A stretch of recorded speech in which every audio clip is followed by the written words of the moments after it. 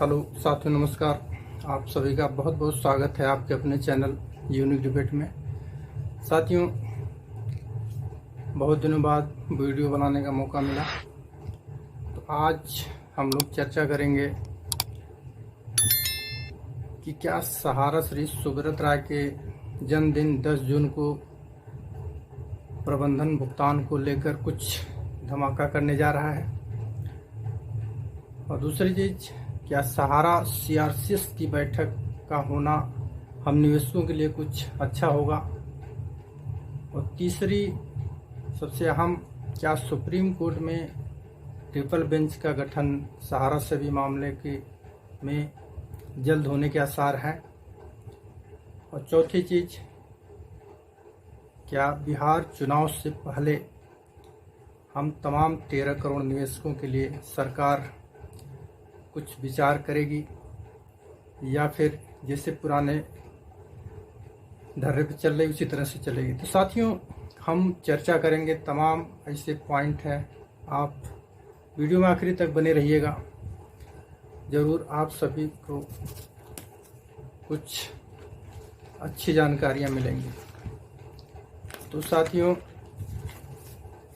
बहुत विडंबना है कि हम लोगों का जो इतने बड़े पैमाने पर हम लोग परेशान हैं सहारा के भुगतान को लेकर, लेकिन चाहे वो सरकार हो चाहे सहारा हो, किसी को भी उस तरह से कोई भी परेशानी नहीं हो रही कि हम लोगों को किस तरह से भुगतान किया जिससे कि हमारी परेशानियां दूर हों। साथियों, हम चर्चा करेंगे, आपका ज़्यादा समय न लेते हुए, कि सहारा के मुखिया रहे सहारा श्री सुब्रत राय जी का जन्मदिन जो कि 10 जून को है। तो अक्सर सहारा श्री के जन्मदिन पर लोग बड़ी बड़ी घोषणाएं किया करते थे। तो क्या इस बार भी सहारा प्रबंधन कुछ बड़ा करने के प्रयास में है? तो साथियों, कई अधिकारियों से, सहारा के अधिकारियों से मेरी बातचीत हुई, जिसमें कई लोगों ने बताया कि इस बार हो सकता है कुछ बड़ा धमाका। तो हमने कहा, देखिए, हमको धमाके से बहुत मतलब नहीं है, लेकिन हम सभी का पेमेंट हो जाए, ये हम सभी के लिए बहुत बड़ी बात होगी। तो कुछ घोषणा अगर सहारा की तरफ से हो जाती है तो इस पर हम सभी के लिए एक अच्छी खबर होगी। लेकिन साथियों, जब तक हो न जाए तब तक हम इस बात को कतई विश्वास ही नहीं होगा। हम सभी को, तमाम 13 करोड़ निवेशक जिस तरह से परेशान है कि हम सभी का भुगतान अब होने जा रहा है, जब तक कि हम लोगों को भुगतान मिल न जाए, क्योंकि इतने बड़े बड़े वादे किए गए कि अब हो जाएगा, अगले महीने हो जाएगा, लेकिन अभी तक कुछ ऐसा नज़र नहीं आया। क्योंकि सीआरसीएस पोर्टल जो कि 2 साल होने जा रहा है, और 2 साल होने तक में भी अभी तक, चाहे वो सरकार हो सीआरसीएस हो, 2,500 करोड़ का ही पेमेंट कर पाए हैं लोग, जबकि 5,000 करोड़ लिए थे, वो भी पैसा नहीं बांट पाए। तो साथियों, जब तक हम सभी का भुगतान मिलने न लगे, हमको भरोसा नहीं होगा कि अब हमारा भुगतान मिल ही जाएगा। और साथियों, सहारा और सीआरसीएस की बैठक में हमने अपने ऑडियो में डाला भी था, यह निर्णय लिया गया कि 25 लाख तक का भुगतान सीआरसीएस की देखरेख में होने जा रहा है, और वो भी सहारा के कार्यालयों से जो मेन ब्रांच है। तो हमको इससे नहीं मतलब किसकी देखरेख में हो, बस हमारा भुगतान हो जाए।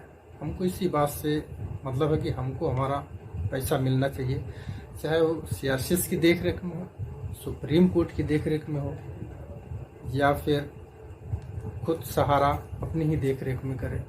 हमको इस बात से नहीं लेना, हमको सिर्फ अपना भुगतान मिल जाए, बस इससे मतलब है। क्योंकि हम लोग इतनी बुरी तरह से परेशान हैं कि हमको इससे नहीं मतलब किसकी देखरेख में हो, किसी की भी देखरेख में हो, हमको उससे कोई दिक्कत नहीं है, बस हम सभी का भुगतान हो जाए। और तीसरी पॉइंट साथियों, सुप्रीम कोर्ट में संजीव खन्ना जी के रिटायर होने के बाद, और दूसरे जो जज साहिबा बेला एम त्रिवेदी देवी, बेला एम त्रिवेदी जिनका रिटायरमेंट अभी आगे था, लेकिन उन्होंने पहले ही मई में ही रिटायरमेंट ले लिया और उनकी भी जगह खाली हुई। तो ट्रिपल बेंच में सिर्फ एक जज साहब बचे हैं, 2 लोग रिटायर हो गए। अब उनकी जगह कौन कौन लोग लेते हैं? माननीय संजीव खन्ना जी की जगह BR गवई साहब और पेलायम त्रिवेदी की जगह देखिए कौन लेते हैं। और जब तक ट्रिपल बेंच का गठन नहीं हो जाता, हम सभी का जो भुगतान को लेकर ये डेट लगना संभव नहीं है। तो हम तो ये चाहेंगे कि किसी तरह से ट्रिपल बेंच का गठन हो और हम सभी का जो कि फाइनल बीच में सुनाई दिया कि समझौता हो गया है, तो उस पर कोई फाइनल डिसीजन नहीं आया, वो चीज़ आ जाए ताकि हम सभी को एक रास्ता मिल जाए कि अब हम सभी का भुगतान आने वाले समय में मिलने जा रहा है। तो साथियों, इसमें एक अच्छी खबर मानी जा सकती है कि जो गवई साहब हैं उन्होंने कहा कि हम जून की छुट्टी नहीं लेंगे।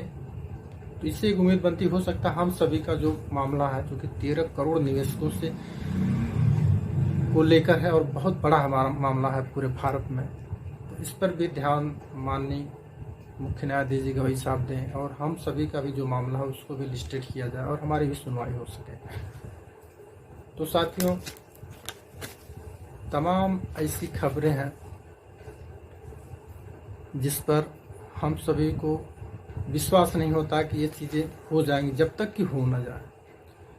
और आखिरी बात की मैं चर्चा करूंगा, इसके बाद वीडियो ज़्यादा लंबा ना हो, बहुत कुछ है नहीं, अपनी बात को ही मैं विराम दूंगा एक आखिरी बात कहकर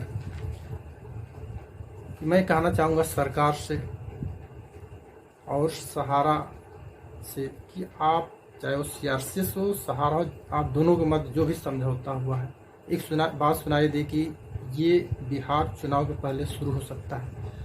जो 25 लाख तक का अमाउंट है वो ब्रांचों के माध्यम से और CRCS की देख रेख में, तो सरकार हम 13 करोड़ निवेशकों की तरफ जरूर ध्यान दें ताकि हम लोग भी उन पर ध्यान दें, क्योंकि बिहार का चुनाव है। अगर हमारा भुगतान नहीं हुआ तो हमको भी सोचने को मजबूर होना पड़ेगा कि आखिर में हम किसको बार बार चुन के भेजते हैं जो कि हमारी दुख की घड़ी में हमारा साथ नहीं देता है। तो हमको भी इस चीज़ को ध्यान में रखना होगा और मैं सरकार से आह्वान करना चाहूँगा कि चुनाव से पहले अगर हम सभी का बहुत कुछ जो कि 13 करोड़ निवेशक बड़े पैमाने पर परेशान है, उसके लिए कुछ भी एक रोड मैप तैयार हो जाता है तो हम आभार व्यक्त करेंगे सरकार का। लेकिन जिस तरह से प्रधानमंत्री जी की रैली में सहारा पीड़ित लोगों को जाने से रोका गया, उससे थोड़ी सी दुविधा होती है कि क्या आखिर में हम सभी 13 करोड़ निवेशकों की तरफ सरकार ध्यान देगी, दे रही है या फिर नहीं देगी, और नहीं देगी फिर हम सभी 13 करोड़ निवेशकों को इस पर भी विचार करना पड़ेगा कि आखिर में हम उसको क्यों चुन के भेजें जो कि हमारे सुख दुख के लिए जरा सभी परवाह नहीं करती। तो साथियों, लेकिन कभी कभी बहुत दुख होता है कि हम जिससे त्रस्त हैं उन्हीं को सदन में चुन के भेजने का काम करते हैं और जो अच्छे लोग जो हमारी आवाज़ें उठाते हैं कहीं न कहीं उनको हम बाहर का रास्ता दिखाते हैं, ये कहीं से भी उचित नहीं है। तो हमको इस चीज़ पर ध्यान देना होगा कि हमारे अधिकारियों के लिए कौन लड़ रहा है और कौन है जो हमारी समस्याओं को नज़रअंदाज करके आगे बढ़ रहा है। हमको भी उनको सबक सिखाना चाहिए और इन्हीं सब बातों के साथ आगे जो भी न्यूज़ आती है मैं आप सभी के साथ जरूर शेयर करने का प्रयास करूँगा और अपनी बात को विराम देता हूँ। जय हिंद साथियों, धन्यवाद।